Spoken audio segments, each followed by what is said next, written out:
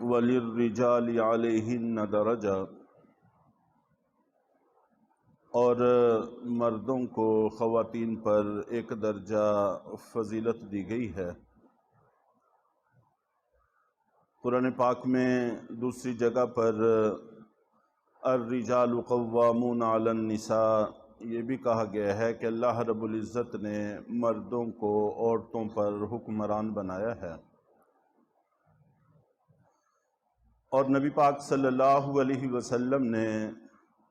یہ بھی ارشاد فرمایا ہے کہ جو قوم کے حکمران ہوتے ہیں وہ در حقیقت قوم کے خادم ہوتے ہیں۔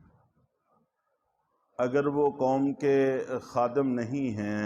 تو پھر یہ فرعونیت ہے، حکمرانی نہیں ہے جو اللہ کی طرف سے عطا ہے۔ چنانچہ نبی پاک صلی اللہ علیہ وسلم کے خلفاء حضرت ابوبکر صدیق رضی اللہ تعالیٰ عنہ، حضرت عمر فاروق رضی اللہ تعالیٰ عنہ اور دیگر خلفاء کرام کی زندگیوں کا مطالعہ کریں تو یہ بات واضح طور پر ملتی ہے کہ انہوں نے اپنی قوموں کی کیسے خدمت کی ہے۔ تو بہرحال ایک تو اس درجے کا تعلق دنیاوی معاملات کے ساتھ ہے، اخروی معاملات کے ساتھ نہیں ہے۔ آخرت کے فضیلتوں کا دار و مدار تقوی پر ہے۔ اگر تقوی عورت میں زیادہ ہے تو اس کا مرتبہ زیادہ ہوگا، اور اگر مرد میں زیادہ ہے تو اس کا درجہ زیادہ ہوگا۔ وہاں پر جنس کے اعتبار سے، صرف مرد ہونے کے اعتبار سے کوئی بھی درجہ اضافی کسی کو نہیں ملے گا۔ یہ دنیا کا نظام قائم رکھنے کے لیے ترتیب بنائی گئی ہے۔ ظاہر ہے ایک گھر میں مرد بھی ہے، عورت بھی ہے، بچے بھی ہیں، کسی ایک کو تو سربراہی سونپنا ہی ہوگی، چاہے گھر ہو، چاہے ادارہ ہو، چاہے کوئی کمپنی ہو، چاہے ملک ہو۔ اگر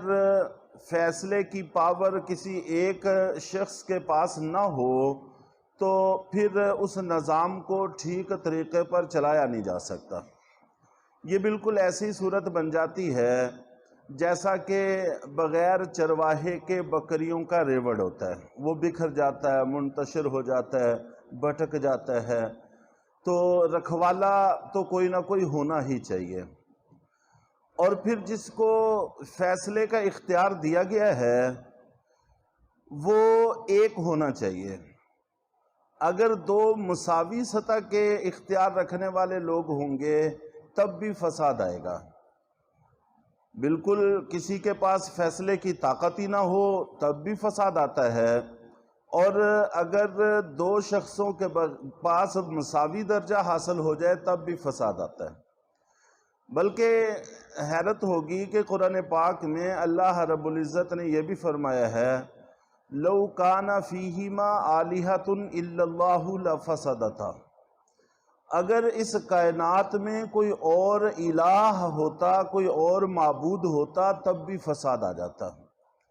اور یہ جو تم دیکھ رہے ہو کہ یہ جہان بغیر کسی فساد کے سالہ سال سے، صدیوں سے بالکل ٹھیک چلا آ رہا ہے، یہ دلیل ہے اس بات کی کہ اللہ کے علاوہ کوئی اور الہ، کوئی اور معبود موجود نہیں ہے۔ کہ آج 13 جولائی ہے، آج سے 1000 سال پہلے بھی اسی وقت سورج طلوع ہوا تھا جس وقت اور جس جگہ سے آج طلوع ہوگا، اور اسی جگہ پر غروب ہوا تھا جہاں پر آج غروب ہوگا، اور اس کے بعد جب تک اس جہان کی زندگی باقی ہے اس تاریخ کو اسی جگہ سے طلوع، اسی جگہ پہ غروب ہوگا۔ یہ اس طور پر صحیح جو نظام چل رہا ہے یہ علامت ہے اس بات کی کہ پاور صرف ایک ذات کے پاس ہے۔ تو اگر کوئی اور معبود ہوتا تو فساد آتا۔ اتنی بڑی نگری میں، اسی طرح چھوٹی سی نگری میں بھی اگر کسی اور کو بھی ویسے ہی مساوی اختیار دے دیے جائیں تو فساد آئے گا۔ تو اللہ رب العزت نے طلاق کا، رجوع کا جو اختیار مرد کو دیا ہے اگر ساتھ میں عورت کو بھی دے دیا جاتا تو فساد آتا، جیسا کہ پہلے ذکر بھی ہوا تھا کہ یورپ نے یہ کام کر کے دیکھا تو آج 56% آبادی کو اپنی نسل کا، نسب کا، خاندان کا کچھ پتہ نہیں ہے، اور یہ بہت بڑا اعداد و شمار ہے۔ اور تیزی کے ساتھ اس میں اضافہ ہو رہا ہے، تو اللہ تعالی ہمیں غیروں کی طرف دیکھنے کی بجائے اپنے دین کی ہدایات کی طرف دیکھنے کی توفیق عطا فرمائے۔ واللہ عزیز حکیم، اور اللہ تعالی غالب ہیں، حکمت والے ہیں، اس کا سارا نظام حکمت پر چل رہا ہے۔ الطلاق مرتان، اس آیت کے شان نزول میں یہ بات ذکر کی جاتی ہے کہ جیسے اور بہت ساری صورتیں خواتین پر جبر کی ہوتی تھیں، تو یہ بھی ایک صورت تھی کہ طلاق دے دیتے، جب عدت ختم ہونے کے قریب ہوتی تو رجوع کر لیتے، پھر طلاق دے دیتے، تو یوں سال ہا سال تک ظلم و ستم میں وہ پستی رہتی، نہ تو یہاں پر کوئی ان کی ذمہ داری اٹھانے والا ہوتا، نہ آگے کہیں نکاح کے قابل ہوتی، اس لیے کہ وہ پچھلے نکاح میں تصور کی جاتی تھیں۔ تو اللہ رب العزت نے یہاں حد بندی کر دی ہے، الطلاق مرتان، کے طلاق زیادہ سے زیادہ 2 مرتبہ ہونی چاہیے، تیسری طلاق سرے سے ہونی ہی نہیں چاہیے، اور رجوع یہ صرف 2 دفعہ تک گنجائش ہے، تیسری دفعہ پھر اس کی کوئی گنجائش باقی نہیں رہتی۔ تو اگر 2 مرتبہ طلاق ہو گئی ہے، پھر مرد کے پاس 2 راستے ہیں، فَإِمْسَاكُمْ بِمَعْرُوفٍ أَوْ تَسْرِيحٌ بِإِحْسَانٍ، یا تو قاعدے کے مطابق رجوع کر کے اس کو روک لے، یا حسن سلوک کے ساتھ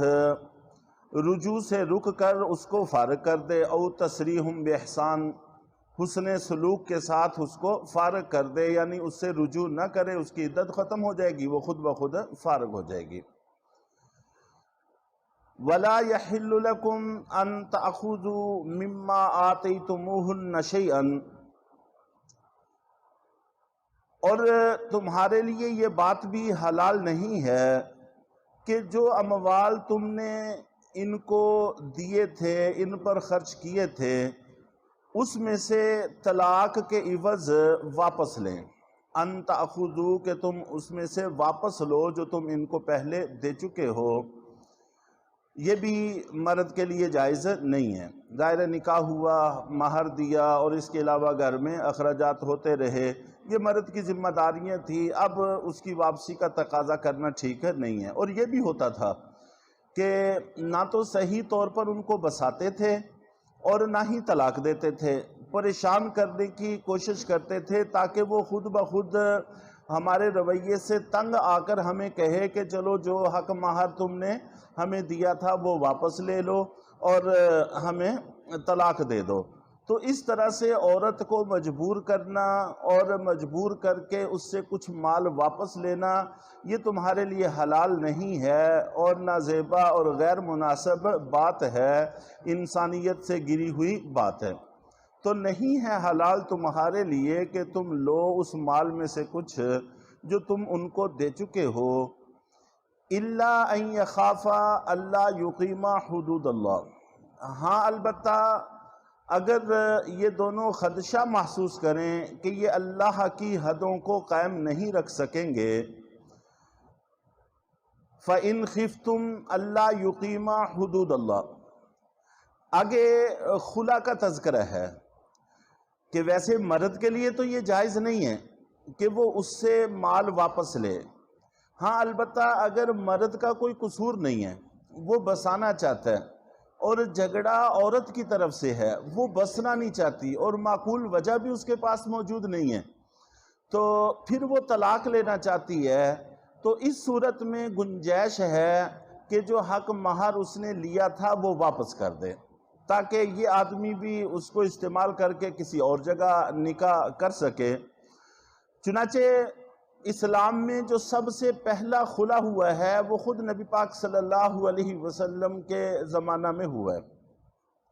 حضرت ثابت ابن قیس رضی اللہ تعالیٰ عنہ،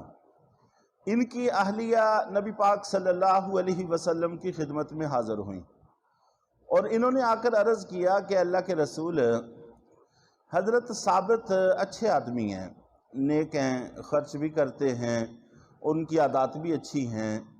لیکن میں اور وہ ایک جگہ جمع نہیں ہو سکتے، مجھے ان سے کراہت آتی ہے۔ اور یہ بھی فرمایا کہ میں نے ان کو لوگوں میں آتے ہوئے دیکھا، وہ سب سے زیادہ سیاہ فام، سب سے چھوٹے قد والے اور نقش و نگار کے اعتبار سے سب سے کم شکل و شباہت والے ہیں، تو اس لیے میں ان سے علیحدگی چاہتی ہوں۔ تو اللہ کے نبی صلی اللہ علیہ وسلم نے فرمایا کہ وہ باغ جو انہوں نے تمہیں حق مہر کے طور پر دیا تھا، کیا تم وہ واپس کر دو گی؟ انہوں نے عرض کیا کہ اللہ کے رسول، میں وہ باغ بھی واپس کر دوں گی اور کچھ مزید بھی دے دوں گی، لیکن آپ ہمارے درمیان تفریق کروا دیجئے۔ تو اللہ کے نبی صلی اللہ علیہ وسلم نے فرمایا کہ جو اضافہ ہے وہ نہیں، بس جو لیا ہے وہ واپس کر دو۔ اس سے یہ بھی معلوم ہوا کہ حق مہر کے طور پر زمینیں، پلاٹ اور باغات چلتے تھے، اور آج کل صرف 2-4-5 ہزار روپیہ وہ جی شہری لکھ دیں، یہ لکھ دیں، وہ لکھ دیں، اور مہر فاطمی لکھ دیں۔ ان کے ذہنوں میں وہی پرانا تصور ہے، اس وقت چاندی اور روپے کی مالیت کے درمیان اتنا فرق نہیں تھا، تو آج کل مہر فاطمی بھی تقریباً 2 لاکھ کے لگ بھگ ہوگا۔ تو اس لیے حق مہر اچھا خاصا چلتا تھا، اس میں بہت زیادہ تنگ دلی اور بخل سے کام لیا جانے لگا ہے، اور اس کے ساتھ ساتھ دوسری طرف اتنا زیادہ کہ جو اپنی طاقت سے بھی باہر ہو وہ بھی ٹھیک نہیں ہے۔ تو خیر، نبی پاک صلی اللہ علیہ وسلم نے حضرت ثابت رضی اللہ تعالیٰ عنہ کو بلایا اور بلا کر فرمایا کہ تم ان کو طلاق دے دو اور وہ اپنا باغ واپس لے لو۔ چنانچہ انہوں نے طلاق دے دی، اور اس پر یہ آیات نازل ہوئی، اور یہ سب سے پہلا خلا تھا اسلام کے اندر۔